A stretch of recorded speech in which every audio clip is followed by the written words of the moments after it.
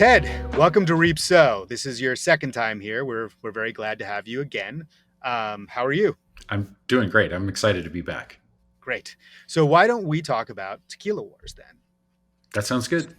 So here's my first question, and I'm going to do what is I consider my specialty as an interviewer, which is begin with the obvious, Oh, right? okay. So most people they don't know that Jose Cuervo was a real person. They hear the name Cuervo, they hear the name Salsa, they hear the name Herradura, whatever it may be, these things that they see on these bottles, and they don't know that those are human beings, right? So your book disproves that for everyone. It tells us something different. Tell me, who were these people? Right. So the main families so that at the center of this book are the Cuervo and the Sousa families, and as you say, these were and are real families that are heavily involved in the tequila industry. People also don't know that Tequila is the name of a town that's a real place in the Tequila Valley, just northwest of Guadalajara in central Mexico, the state of Jalisco. And so, yes, these things that I think people think of just as a spirit category and a label on a bottle, in reality, these are products of a particular place and made by families that arose at a similar time as the industry was industrializing and then becoming a national and international product that carried those names to the world. Okay, so one of the things about the Cuervos is they have long roots in Mexico. And the Jose Cuervo, who is the subject of your book, was by no means the first Cuervo to be making tequila in Mexico. In fact, according to Cuervo itself, the alcohol company, in 1795, I believe this is Jose Maria Guadalupe de Cuervo, began selling the very first Vino Mezcal de Tequila de Jose Cuervo after he received a official charter from the King of Spain to produce tequila commercially. With those kinds of deep roots, why are we talking about the Jose Cuervo of this book? Why did we start with him? Right. Yeah. So it's true that the Cuervos had been around for a long time in the Tequila Valley before Jose Cuervo was born.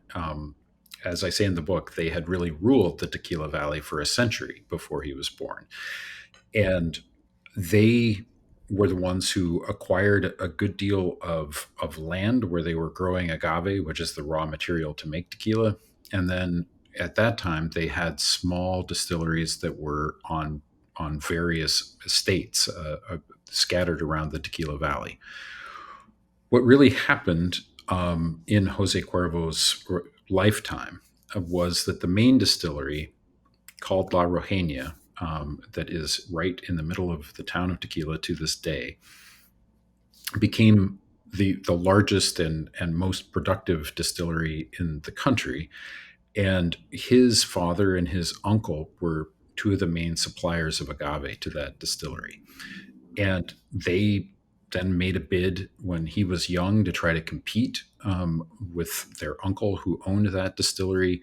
And so the industry began to grow as Jose Cuervo was a young man and a sort of ascending to his place in the industry.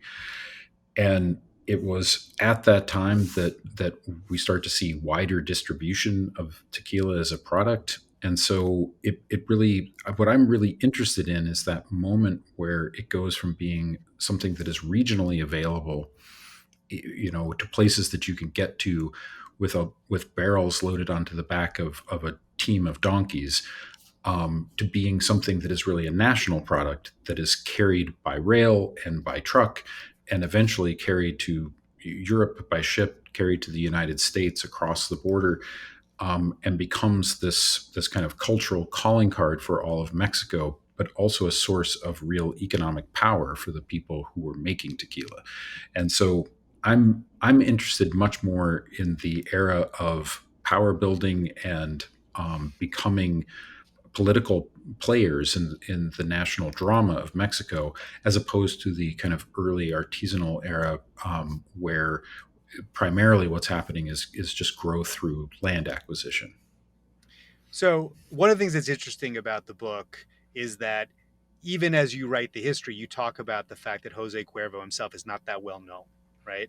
Even to his own family, right? In fact, here's this quote. I love this quote from the book from his grandnephew, Juan Beckman Gallardo. He says of his granduncle that he regarded him ultimately as a failure. And then this is the quote. It crops up twice in the book. He Yes. was a nice man, he said of Jose Cuervo, but not a great businessman. Now, this is a very strange statement considering the fact that he oversaw the industrialization of tequila as a product and as a business entity that goes around the world. And this great nephew of his and his descendants, who all have the same name, are selling that tequila just about everywhere. Yes. Why? Why was he considered a failure? How did that come to be? So I think that some of this is Cuervo's personality and the culture of the time and how it responded to that personality. Cuervo's whole life was spent in a period of just tremendous upheaval in Mexico. And there are revolutions, there are uprisings, there are regional strongmen who make bids for power. I'm just going to interrupt for those of you who are going to come to this book. There are many, many gory, bloody, violent, disastrous sacking of town, killing of people sections of this book. Right. That is probably its most notable aspect, is that everyone around Jose Cuervo is getting killed except for Jose Jose Cuervo. Cuervo, right? Yeah, And all right, go so ahead. and so that is a really important characteristic to have if you want to be a great businessman. Good point. Staying alive is really Yeah. important. And so I think it's funny that culturally the attitude was that in this period of tremendous upheaval where everyone's armed to the teeth and kind of ready to go to battle at any time, that there's this notion that the way you were a powerful political figure was to be in charge of a militia and to lead it into battle. And that's really, we see that model strongly with Cuervo's uncle Florentino. That is the way he tried to build his business, was just by burning competitors' distilleries down and threatening to kill them, or at one point, threatening to cut a newspaper man's tongue out and eat it in front of him. A very striking man, by the way. The photos of him with his hair cropped and the big beard and the black frock. I mean, he's a badass. Yes, yes. So I mean, and yet, what ultimately happens is that he ascends to this position where he's essentially as important in the early period where Porfirio Diaz has taken power in the country. He's as important in the west of the country as Diaz is in Mexico City. But Diaz recognizes that's a threat, and he does his best to sort of marginalize him, and then he becomes a kind of insignificant figure at the end of his life, as he's simply trying to keep his business afloat when he's out of favor. And that is to my mind, is kind of the lesson that Jose Cuervo learned, was if you get too big and too visible, then you become a target. And so what he was always trying to do was exert influence whenever possible. And he wanted to be at the table and helping to make these decisions, but you don't want to be drawing attention. And as you said, especially when the revolution gets started, I mean, it's amazing to kind of look at a map of Cuervo's neighbors and to see how they one by one get picked off by revolutionaries because they keep opening their mouths. They keep complaining about how they're being held up for bribes or their properties being seized or whatever. And Well, and they you have a great phrase about Cuervo, which I think gets to the point that you're making here. You say that he's strategically invisible. yes. But here's a strategic question. How do you write a book about a man like that? Right. So this is the central challenge, that Cuervo in his lifetime is trying to be as invisible as possible. And so what that means is he's not out promoting himself in the way that some of his competitors were, and certainly people who were more politically uh, just visible were. Um, but it also means that he is, not leaving as much of a paper trail, and kind of by his own design. He is trying to keep a low profile. And I'll just say as an aside, I mean, there's one moment in the book where Cuervo ends up standing trial for treason as an enemy of the revolution, and it's over a couple of letters that he sent to a nephew. I mean, he had good reason to try to make sure he was not putting things down on paper. And so the challenge is that you have to find other perspectives. You got to find other voices. And the thing that is crucial to all of this is that Cuervo's niece, who was orphaned shortly after she was born, she comes to live with Cuervo and his wife, and they essentially adopt her around the time that she's 6 years old, and she lived with the Cuervos until Jose Cuervo died when she was in her 20s, and she was an obsessive diary keeper when she was young, and in her old age, she was interested in trying to collect those memories and to write short kind of vignette pieces that she gathered into a couple of collections that she printed for family and friends. And thankfully, there are a few of those copies that still exist. I mean, a handful of copies that still exist. And they are a treasure trove. They contain her views from the inside of the household. And so And those have never been made public before. So, I mean, they've been, so it's an interesting thing. They're sort of known to the scholars of the industry, but they haven't been used in this way. And I think part of the reason is that they're written in an almost obscure style where she is is providing tremendous detail of what's happening, but very rarely does she provide context. So you get a vignette that starts with her saying, one day my uncle told us that the revolutionaries were coming and that we needed to pack our bags and be ready to leave within an hour. And that's okay. That's dramatic. And she provides all of these details, but it takes some research to figure out which revolutionaries, when this is happening, who are these people? What are the circumstances? But once that is filled in, then you've got this amazing ground level detail that she provides. And so, in some ways, it became in the research a kind of tacking back and forth between her memories that are very granular and very focused on the household, and then trying to find the official records that Jose Cuervo left, talking to the government about land disputes or taxation or trying to change laws, and you have that kind of official correspondence that then creates the spine and the chronology of events, and getting those things together along with a lot of other resources, especially newspapers and other kind of historical documents, it can be slowly pieced together. But the thing that I can say with confidence is that up until now, no one has really told any of this story before. I mean, I've told people the longest biography of Jose Cuervo that exists prior to this book is about 3 pages long in Spanish. And so to go from that to what is a 350-page history of his family and his life is a major shift. These are brand new stories, and even the families themselves, but for the most part, these stories were unknown to them. okay, so let's start with a little bit from the beginning of the book. Yeah. The book begins in what is actually, there's a cycle of these that happen throughout. Jose Cuervo running for his life, Yes. right? Either from revolutionaries or the government, or from revolutionaries who were now the government, or from his fellow tequila makers. He often seems a victim of circumstance. Clearly, you see him differently, though. What do you? How do you want us to understand what he was doing each of these times that he hightails it out the door and heads for the hills?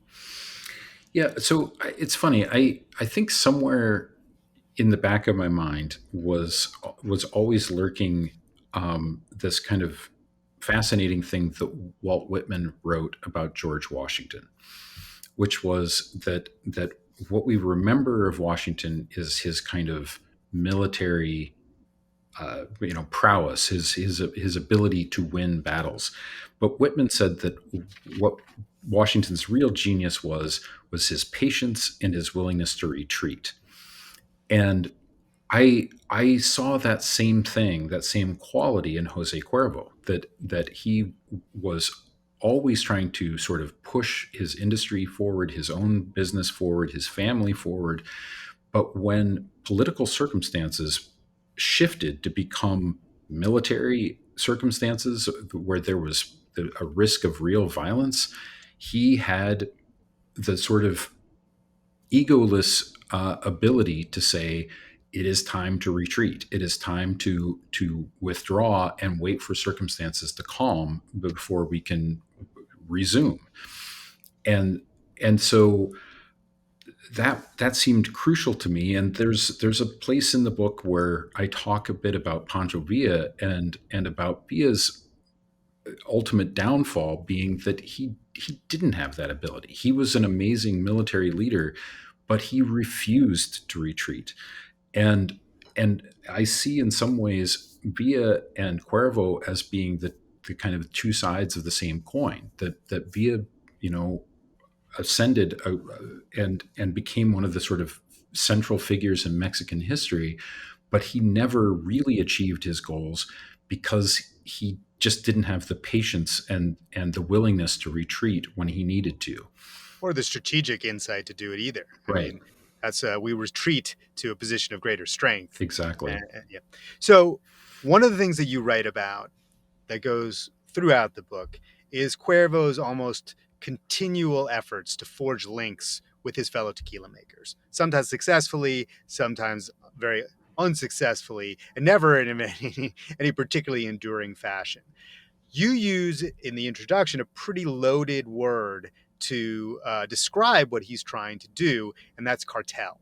Yeah. Um, how does what Cuervo did with trying to forge these links between these major companies or soon to be major companies, how does it relate to today's understanding of what we mean by when we talk about a cartel? Yeah. So there are a number of arguments here that I would make, and the first is a very practical one, which is that Cuervo seems to be the first person to actually use the word cartel. It's a German word that describes a kind of business cooperative, and it is a word that was especially in use among the Germans at the time that Cuervo starts using it in Spanish. Germans in Mexico. I think we should make that part clear. Absolutely, and so Cuervo lived in the German district of Guadalajara that was near the German consulate, and his nieces, in order to gain some business advantages, he married them to a couple of prominent German businessmen, including Juan Beckman, who became Yeah. the German consul in Guadalajara. And so when he's using that word, he's talking about these kind of big vertically integrated syndicates that are intended to achieve a certain kind of consistency and a control of the market that allows you to move your product even in times of great upheaval. The Germans were doing it preparing for World War One, recognizing that there would be supply chain disruptions as they were suddenly engaged in war, and that trading partners were withdrawing from them. Cuervo at that point was already plunged into the revolution and was seeing the revolution arrive in Guadalajara and the rest of Jalisco, and seeing the same sorts of problems, railroads being blown up, and as you said, the town of Tequila being repeatedly attacked. And so, Sacked, looted, and burned. yes, It's a recurring motif yes, of this book. it really is. And so, if that's happening to you all the time, you need friends. You Yeah. need to have people who you're working in cooperation with. And Cuervo's idea was, let's all form a cartel together, so that if your distillery has been cannonaded, but you have a field of agave, and my agave has been burned, but my distillery is in operation, we can get together, we share our resources, and we produce a product together. And we also, in the way that we often think of with a cartel, we carve up we carve up territory and distribution routes. We agree to keep prices consistent so that there's no competition in that way. We are establishing market monopolies that we share together. Yeah. And so that was all perfectly legal in Mexico at the point that Cuervo was creating this system. And so because of that, it's there are actual cartel agreements that exist in the Sousa family archives. There are documents where they map all of this out: who controls which territory, what the prices are going to be in different places, and and then all these names that are signed to it, the Cuervo name, the Sousa name, the Rosales name from Herradura, and it's all these brands that we still recognize. Where You things know, yeah, I'm sorry, go ahead. where things change is when tequila becomes illegal in the United States at the tail end of World War I, and then into prohibition after World War I. And Cuervo makes a decision that he's not going to necessarily try to export illegally himself, but he is going to produce a lot of tequila that he moves right to the border and sells to people who most certainly were smuggling across. And I think the thing that is most maybe relevant in asking this question of, like, okay, so this is a collective of people who have divided up territory. They're moving a product to be smuggled and be part of a black market. But then the direct connection to cartels as we think of them today is that most often we talk about the very first narcotics cartel as being the Gulf cartel that is run out of Matamoros and still exists today. But what is important and I think significant is that prohibition ends in December of 1933. Um, the U.S. government gets busy passing a Narcotics Act, which is passed almost immediately after that. And the Gulf Cartel emerges in the 1930s, run by a group of people who had been smuggling tequila across the border as part of the route that was part of the Sauza territory in Tamaulipas. Yeah, that's an interesting thing in the book. You point out that the tequila smuggling routes in the United States very shortly thereafter in 1935 become smuggling routes, which brings up a sort of, I think it's not that much of the book, but it is subtext throughout. It's the role of the U.S. market and the U.S. government and U.S. policy on trade within Mexico, Right. right? Why don't you talk a little bit about that? I mean, we don't get that much information about what's happened in the United States throughout this, but I think the U.S. is playing a sort of definitive role both in the revolution and in the industrial success of tequila.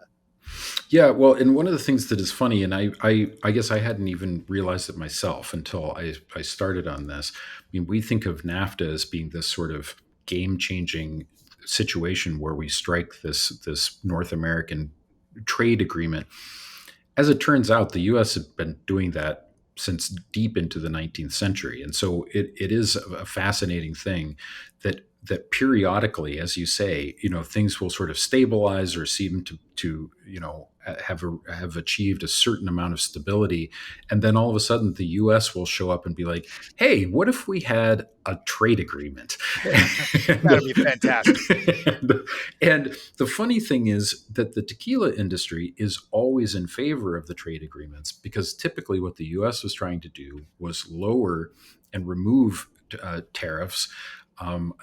Ironically, the goal was always to say, well, we want you to be buying more of our product, but tequila recognized, that industry recognized, well, we've got something we're trying to sell to the U.S. So yes, if we're removing trade barriers, fantastic, that's great for us. And they weren't worried about competition from American booze because bourbon would be and has remained like too expensive in Mexico, but they could move their product and offer it cheaper than American booze was being sold for, and still sell it for much more than they were selling it for in Mexico. So yes, it was always an objective to try to move product across the border into the US.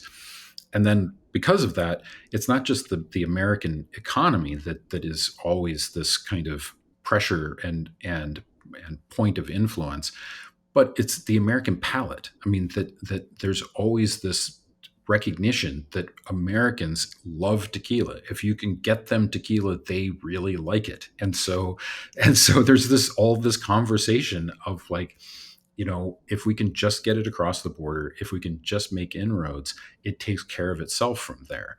And so that's, I mean, that American drinker is always in Cuervo's mind and in the mind of his competitors.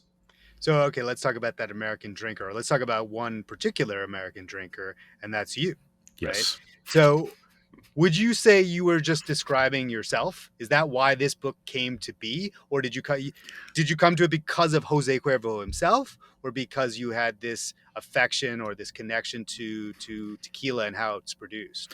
So I was an avid but mostly ignorant tequila drinker until this project began. The funny thing is that the deep history on this project is that I grew up hearing stories of the town of Tequila and the Tequila Valley because my dad was a biologist who worked extensively in Jalisco in the years before I was born, and he was studying the bats that were the migratory bats that pollinate the agaves, and So has you should just explain that for a second because I don't think most people understand what you're talking about. although there's a fantastic episode of a podcast called Buzzkill produced by Fern that would explain this in detail. But It yes, tells you the the whole thing. yes, Yes. but yeah, the agave in the wild is a flowering plant that is pollinated by, among other things, the Mexican long-nosed bat. And my dad was doing research in the Tequila Valley to see how many bats were present, where figure out their distribution, that sort of thing. And so years later, when I was sort of getting going as a freelance magazine writer, one of the things that I pitched was just I want to do something on how the tequila industry is addressing some of the questions of biodiversity with agave and looking at bat conservation. Yeah. And I did a couple of stories related to that and just got utterly hooked on tequila itself and the region. And the thing that well, Ted, that my turn of mind is always to ask about the history, that to understand what's going on now in terms of the historical context. And what everybody kept saying was the history's gone, the history's lost, that it was that the records were burned The during the burn, the revolution. sacking, the looting. Yes. Yes. Exactly. And then afterwards people were too careful to put anything down on paper, and there is no history to recover. And as a bit of a contrarian and just that sort of journalist instinct, I just figured that couldn't be true. And that led me to the archives. And in some ways Cuervo becomes the main character in part because he's a name that people recognize, but also he really is the industry leader. He really is the person who transforms the industry from being a local or regional product into this international empire. And he therefore leaves more of a paper trail than most of his competitors. So, you brought up Buzzkill, which is Fern's podcast series on the pollinator crisis, and the episode that we did from Jalisco about biodiversity and the cloning of agave. And one of the things that was interesting to me in the book was how much, even in these early days, into the 19th century, there were blight. There was blight among the agave plants because they'd all been cloned. Yep. Right. So you had no biodiversity, or you had very limited biodiversity, limited use of bats for pollination.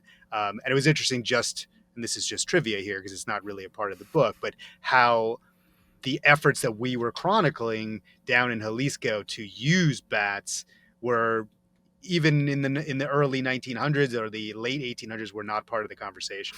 Right. Yeah. I mean, the thing, the effort was always, how do we kill the blight? Yeah. And you'll hear in that podcast episode that Elliot Woods produced. And I should say that the very first story that I did as a magazine writer on tequila for Business Week, I was the writer, Elliot was the photographer. So I mean, we kind of discovered this region together. But Elliot and I, on that trip, we went to the highlands east of Guadalajara. He did that again for that podcast episode. It's Elliot Woods, the reporter for Buzzkill, is who he's referring to. Yes, and Elliot was well. The reason that those agave are there in the highlands east of Guadalajara is because the mountain air is drier and colder and kills the fungus that had been causing the blight in the 1880s. And so, yes, I mean, this is always my obsession is to understand how events of the past reshape the landscape and then give us the world that we see in front of us. So you mentioned that I know that you like to turn to history. I also know a few things about you as a writer, and I want to point out that it took you more than a decade to put together this book, which Yes. is not shocking to me as your editor. Maybe shocking to the audience out there who sees all of your accomplishments. But why so long? Well, the process of all of this reminded me a bit of there's this great bit in an interview that was done with E.L. Doctorow where he talks about the process of writing a novel being like driving home at night with your headlights on. He's like, the headlights only illuminate maybe 100 feet in front of you, but if you follow them, it's enough to get all the way home. And that was the research process for this book, that I couldn't see the route to the book. I couldn't see certainly what all of the context was. All I could do was kind of illuminate a small space that I was working on, and then once I understood that, move to the next space and keep working slowly ahead. And so that process was painstaking and slow, but the thing that kept me doing it is that every time I would make a small discovery, a new piece of information would fit into place, I understood more, and I also understood what I needed to research next, which archive I needed to go to, which newspaper I needed to look at.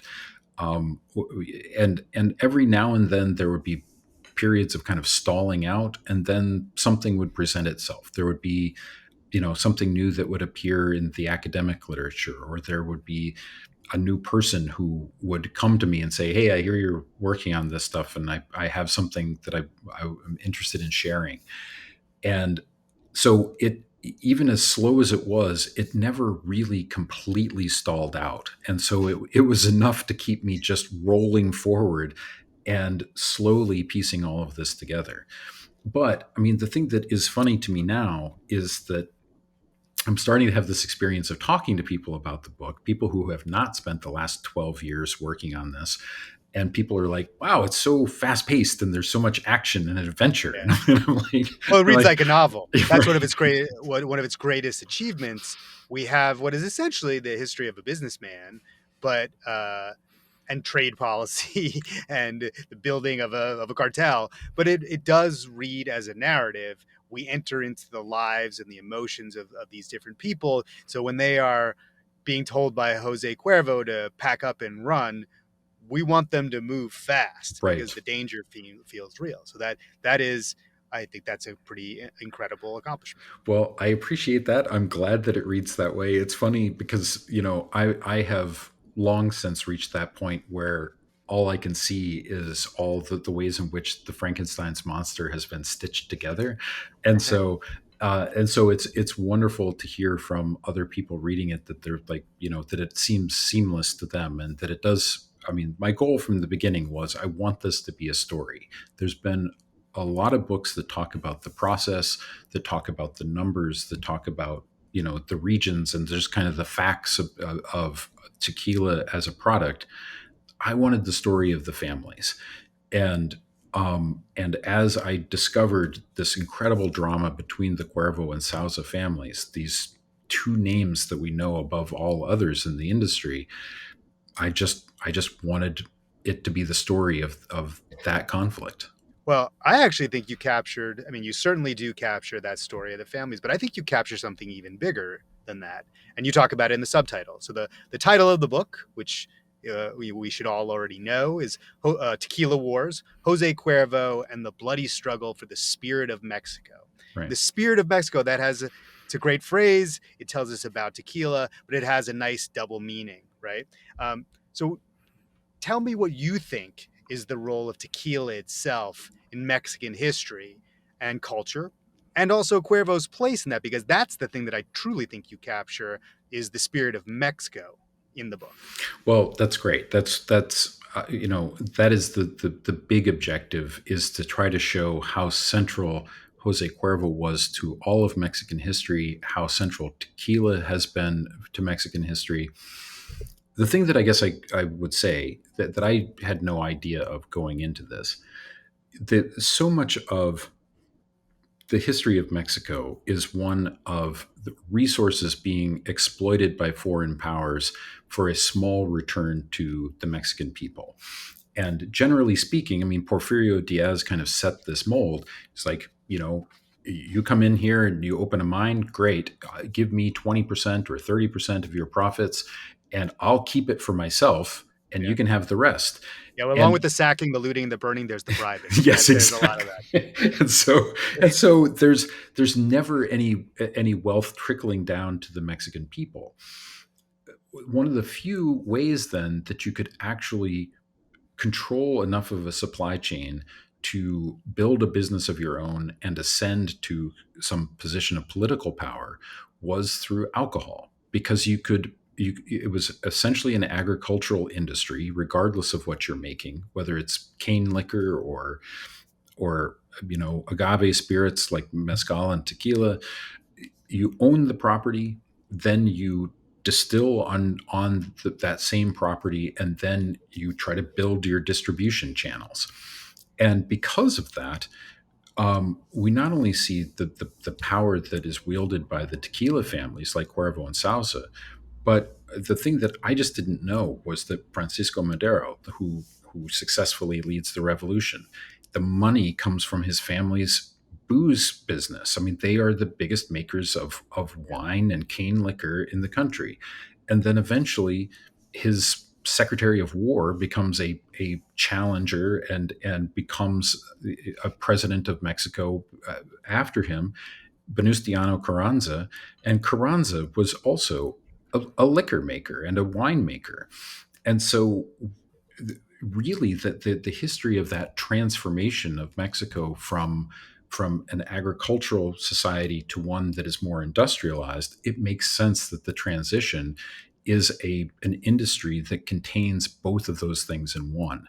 And the people who were able to rise and affect that transition were people who came from that industry. So the strange thing is that when you see Cuervo interacting with the Maderos or interacting with Carranza, yes, these are political power players who are trying to guide the direction of the country.